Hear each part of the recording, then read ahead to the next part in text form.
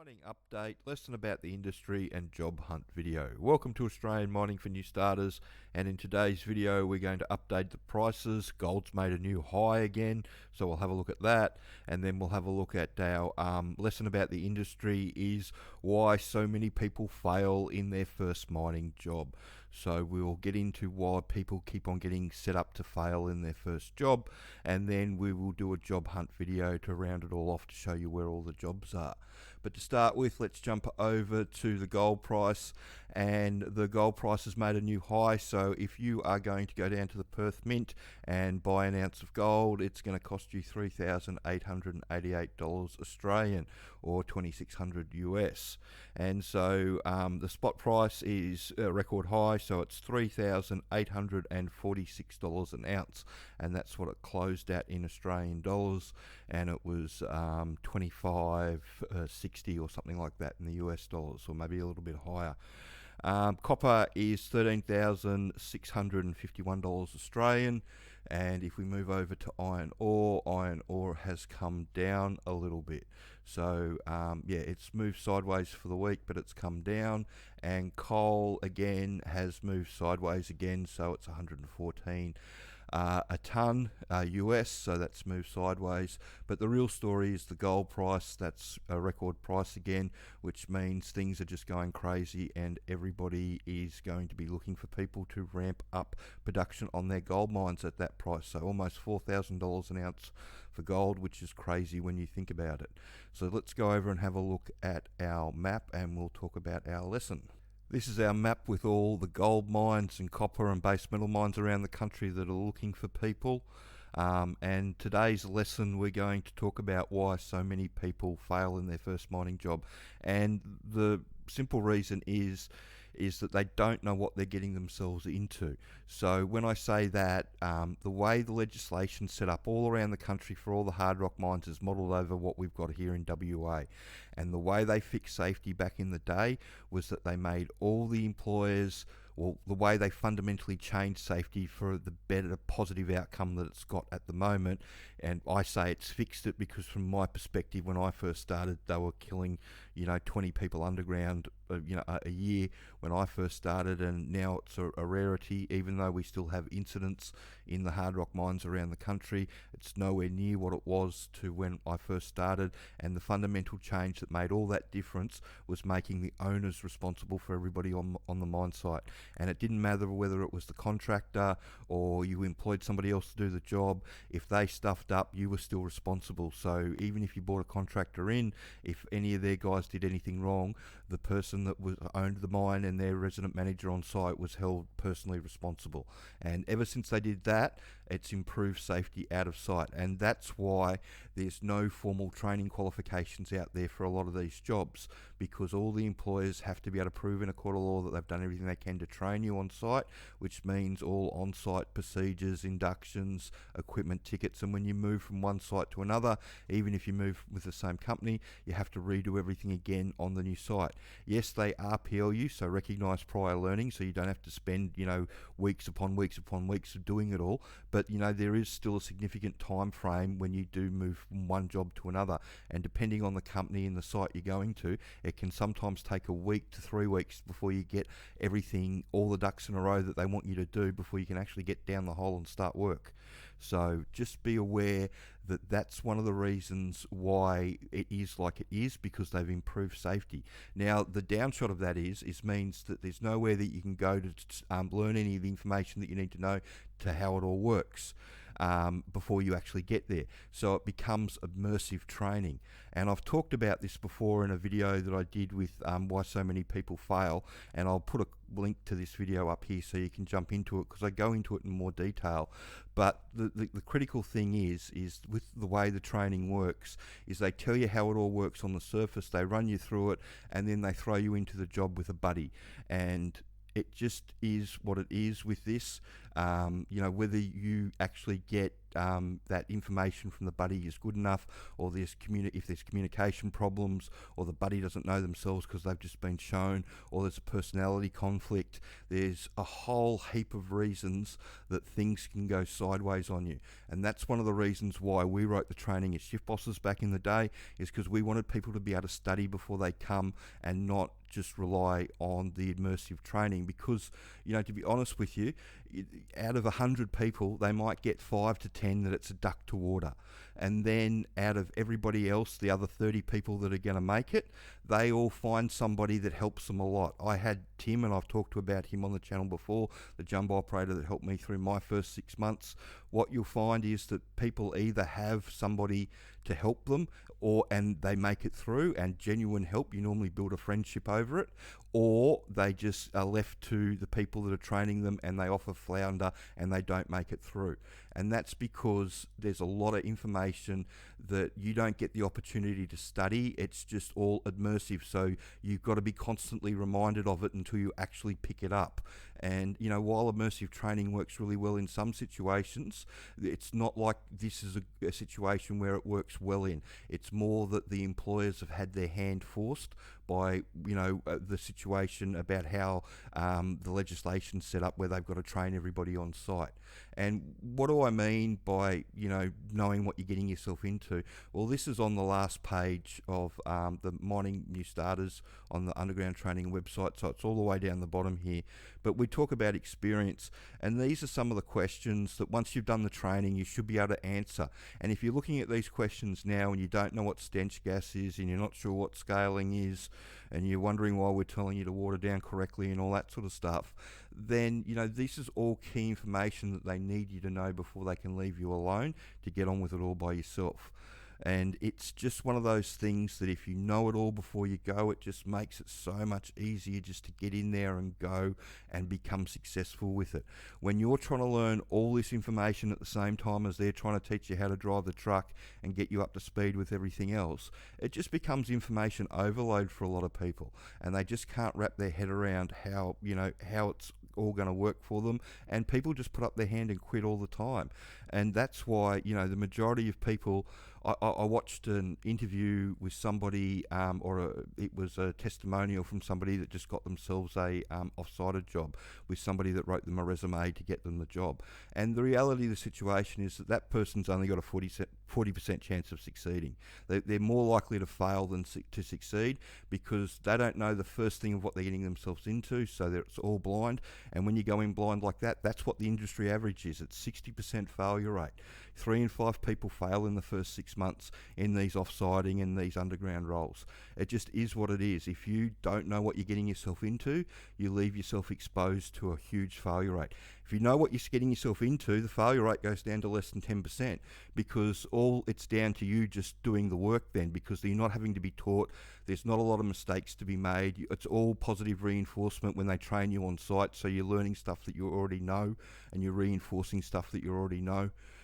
It's like I tell people, the first time they take you underground, if you haven't done the training, it's, most people's eyes are rolling in the back of their head and they're freaking out.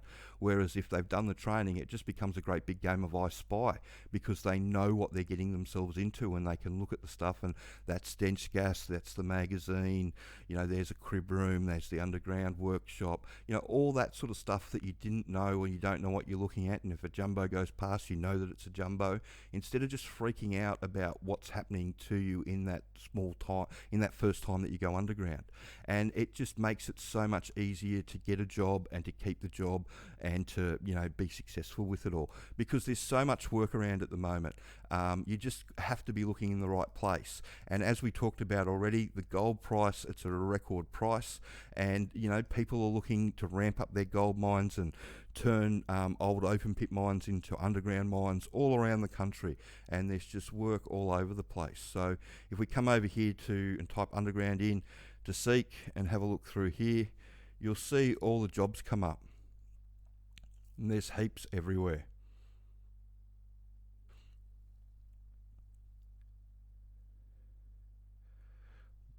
It's all over the country. It's not just in one spot, and you just have to go through them. They're everywhere.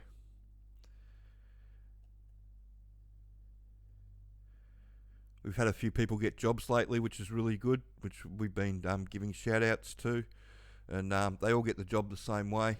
If you don't want to scroll through all that, we load all the jobs up on our mining jobs to apply for page, which is the courses column down the middle here, and you can go through and see all the jobs, and you can see we list where they are in the country, and you can have a look back through. A lot of these are older jobs, so the link's gone, but we leave them up so you can see how many jobs are up there, and the fact that a lot of these jobs keep on repeating themselves. Because, on these mine sites, there's only a limited number of jobs. The only reason these ads keep on coming up is because they just run through people. I often tell people that are new to the industry that, a new starter doesn't hit the ground running. If they go in green, they hit the ground splat. And it's the ones that can get up and start running that are the ones that make it. The ones that find a mentor to help them through it all, they're the ones that make it. Everybody else is just squeegeed off to the side and sent home within the first 6 months. And that's the reality of it. If you know how it all works, it gives you such a better opportunity to hit the ground running than going splat. And that's the best way into the industry, and being able to talk to the employer about how it all works, and the rules that apply for underground are the same on the surface. We just had a nice lady in New South Wales get a surface job and use the training to educate herself before she started that job, and she was very happy about that. She sent us a lovely little email about that, which you can have a look on the Facebook page or in the Wall of Fame page on the underground training website. You can have a look at all that. But again, with these surface jobs, like I keep on saying in this bit, 18 months ago, this was full of truck driving jobs and road trade driving jobs and all that sort of stuff. Now it's just mostly off-sider jobs. There's an expression of interest for a traineeship for truck driving, so that's on a coal mine somewhere in New South Wales. But that's only expression of interest, so you don't know how far that's going to go. But it's just really interesting that it's all basically either very experienced operators or drillers offsiders or drillers in this column now. Next we'll have a look at the drillers offsiders, and there's lots of these jobs going around. And as I say every time, if you're on the surface, you'll need a HR license, not an auto one. You'll need the full license, and you need to like camping, because you'll be spending a lot of time outdoors and doing all that sort of wonderful stuff. If you're not too sure about camping, then you should look at becoming an underground diamond driller offsider. Those guys put up in camps, and when you work in the underground mine. Port Longyear have got a campaign going on around the country for women in their drillers offsiding program. So there's a few ads around that specifically ask for women, so you can have a look at that. They put all their normal drillers offsiders ads around as well, so it's not like they're discriminating or anything like that. I'm not taking everybody that basically comes through the door, because that they go through a lot of those people, but they just want to expose more women to that sort of stuff. So if you're fit and healthy and you want to have a go at that can be a good way into the industry. But again, doing the training and making sure that it's for you and knowing how it all works is a huge advantage with those sort of jobs as well. And lastly, we'll have a look at utility, and there's a few utility jobs around. A lot of fly in, fly out, so that's a little bit better. So that's a salary for a 2-on-1. So you're probably looking at about $28 an hour on a 2-on-1 for that sort of money.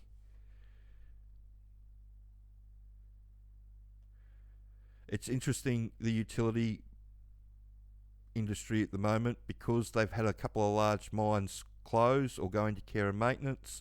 They've had some extra experienced people around on the market, so the wages haven't been flying through the door or going up very much. They actually went back a little bit, but it looks like they might be stabilising a little bit at the moment. So utility work, there's a bit around.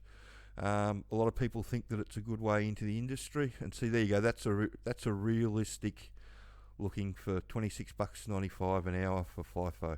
That's pretty much realistic what they're looking for, unfortunately. And there's lots of work around in that sort of situation for people that have got some experience doing that. But if you want to get into the industry, the easiest way to get in is learning how it all works. And I really think that a lot of people put the cart in front of the horse, and they go out and they spend big money on doing resumes and all that sort of stuff, and they don't even know what they're getting themselves into. And the easiest way to get you learn how it all works is to do the Intro to Underground Mining course. This one, it's got all the information in there that teaches you everything that you need to know, the good stuff and the bad stuff, so you're not going to be blindsided when you get to site, or if you do get somebody that doesn't really want to teach you, or you can't make a friend, then you've got all the information there that somebody should be showing you that is a friend on site. If you want your resume done, have a look at the 3-step plan. That's the DIY plus a resume package. And then if you want help from somebody like myself with all the mining information, we redo your resume, do interview prep, so mock interviews and all that sort of stuff, have a look at the Work Ready package. But yeah, there's heaps of work all over the country, guys. It's just a matter of giving them what they want, somebody that knows how it all works, and understanding that the reason that the failure rate's there is because people just jump into it without knowing anything about it on day one. And you know what ends up happening is that when you jump into something like that, at that point, it's really easy to fail. And it's not the employer's fault, it's not anybody's fault, it's just the way the system's set up, and they're not going to change it anytime soon because it's such a significant improvement in safety that it had, doing it that way and doing it the way that we do it, making everybody responsible for the making all the owners directly responsible for everybody that works on their sites. It's not going to change because it's been such a successful thing. But yeah, it causes headaches with hiring new starters, unfortunately, because a lot of people, they just get into it with rose-colored glasses and think it's just going to be just another job, and they don't realise what they're jumping into. And the majority of people don't last. Like I said, if you go in green, so no mining knowledge on day one, it's 60% failure rate, unfortunately. Whereas if you go in knowing how it all works, that failure rate reduces significantly, which is what the employers are looking for, and what you should be looking for as an employee as well. You don't want to set yourself up for failure. It's all about setting yourself up for success. So I hope you found that information helpful, and have a look at the videos that I've done on this already. They're interesting, and if you could share this information around and like and subscribe the channel. Thanks.